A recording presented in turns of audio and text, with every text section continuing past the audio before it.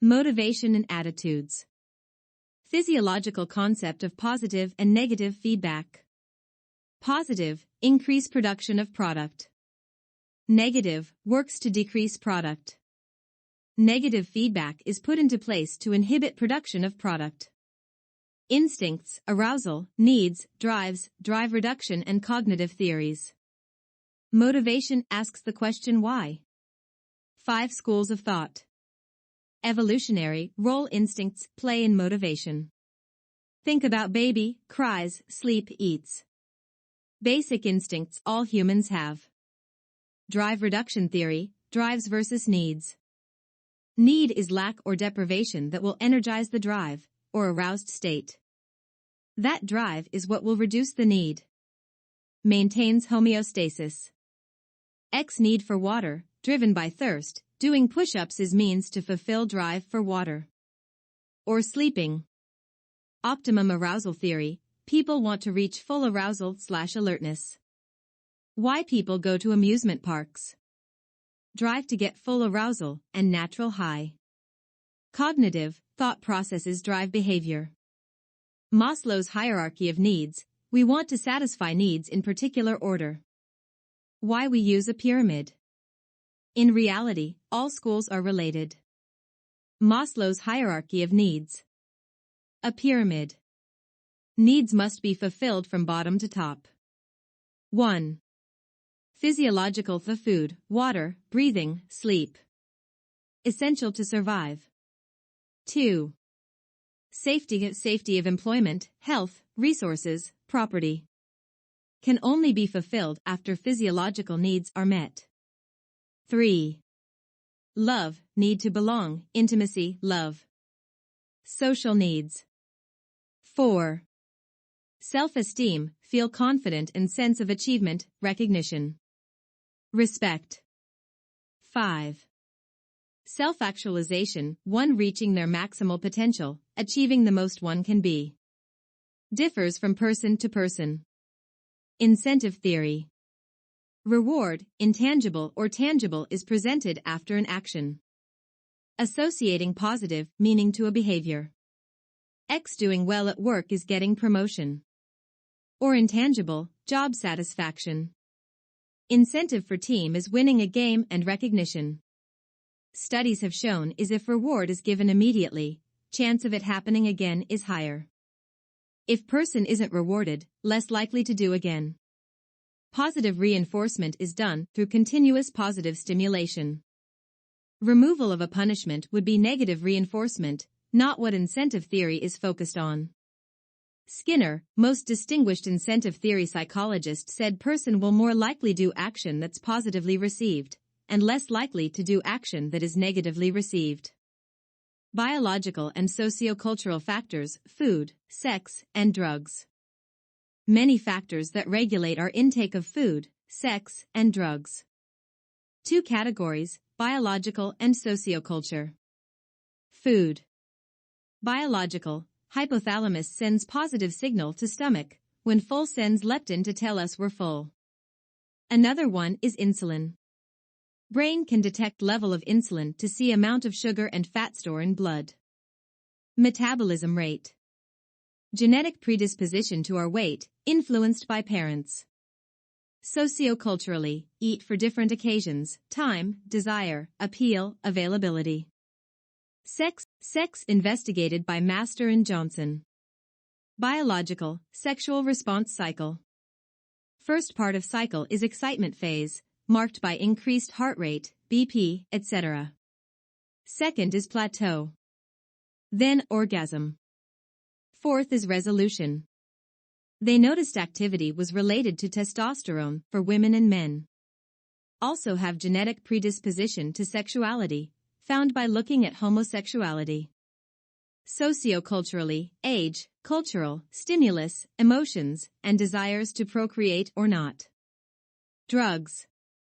Biological, family history/genetic predisposition, withdrawal and cravings, biochemical factors. Dopamine affects our limbic system and leads to feelings of euphoria. Socioculturally, curiosity, rebel, poor control, cope with stress, low self-esteem, relief from fatigue, feel good, and more prevalent in areas of higher poverty. Components of attitude. What is attitude?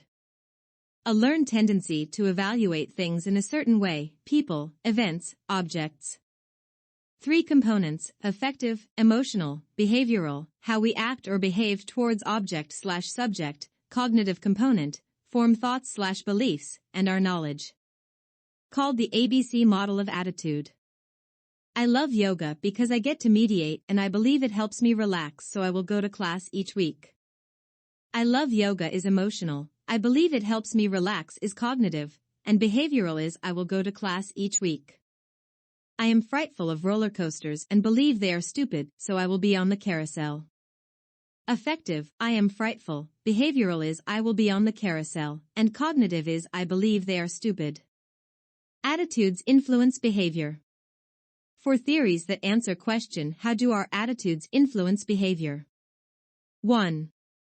Theory of planned behavior. We consider the implications of our intentions before we behave. Intentions are based on 3 things: our attitudes towards a certain behavior, X. I like studying, subjective norms, what we think others think about our behavior, and perceived behavioral control, how easy/hard we think it is to control our behavior. 2. Attitude to behavior process model. An event triggers our attitude, something that will influence our perception of an object. Then attitude plus outside knowledge together determines behavior. Tommy has attitude that junk food is unhealthy, because many of his relatives have diseases. So when he's at home he does not eat chips/soda/candy. 3. Prototype willingness model. Behavior is a function of 6 things: past behavior, attitudes, subjective norms, our intentions, our willingness to engage in a specific type of behavior, prototypes/models. A lot of our behavior is carried out from prototyping/modeling. 4. Elaboration likelihood model for persuasion. More cognitive approach focuses on the why/how of persuasion. 2 ways info is processed. Central depends on quality of arguments by persuader. Peripheral superficial/non-verbal persuasion cues, such as attractiveness/status of persuader. People are more likely to be honest when social influences are reduced, secret ballot, when general patterns of behavior are observed versus a single one, principle of aggregation, when specific actions are considered, and when attitudes are made more powerful through self-reflection. Behavior influences attitude. Is it possible for our behaviors to shape our attitudes? Yes. Strong social attitudes can cause our attitudes to follow our behavior. 1. Foot in the door phenomenon. We have a tendency to agree to small actions first. Eventually, over time, comply with much larger actions. Basic concept of how people are brainwashed. 2. Door is eventually pushed completely open. 2. Role-playing. Everyone plays roles in life. Picture yourself in a new role. First few days are a bit fake, we're trying to follow social quota in that role. Trying to sound professional. But over time, what feels like acting starts to feel like you. Changed attitude as a result of our behavior and carrying out that role. Zimbardo's prison experiment. Also public declarations, more likely to follow through if you've told everyone, and justification of effort, people do something they don't want to justify effort they put into it, such as going to med school after working so hard. Cognitive dissonance theory. 2 or more conflicting cognitions, ideas, beliefs, values, or emotional reactions. Feelings of discomfort can lead to alterations in our beliefs/behaviors. For things we do to reduce that discomfort. 1. Modify our cognitions. Smoker might say, I really don't smoke that much. 2. Trivialize, make less important. Evidence is weak that smoking causes cancer. 3. Adding more cognitions. I exercise so much it doesn't matter. 4. Denying the facts. Smoking and cancer are not linked. People strive for harmony in our thoughts, actions, words. As soon as our cognitions, attitudes, and behaviors don't align, we have cognitive dissonance. Situational approach. Social psychology emphasizes influence of changing environmental circumstances over stable personality traits. Situational approach of behavior is under this branch of psychology. Focuses on interactions between individual and their environment. People behave differently depending on their situation, external instead of internal. Hard to predict behavior based off one situation. Have to acknowledge we sometimes behave differently. Attribution is the process of inferring causes of events/behaviors. Can be internal or external, our focus will be on external. Every day, we make tons of attributions on environment/etc. Inference: a person is behaving a certain way based on situation they're in. 3 parts. Consistency. Does person usually behave this way? Distinctiveness. Does person behave differently in different situations? And consensus. Do others behave similarly in situation?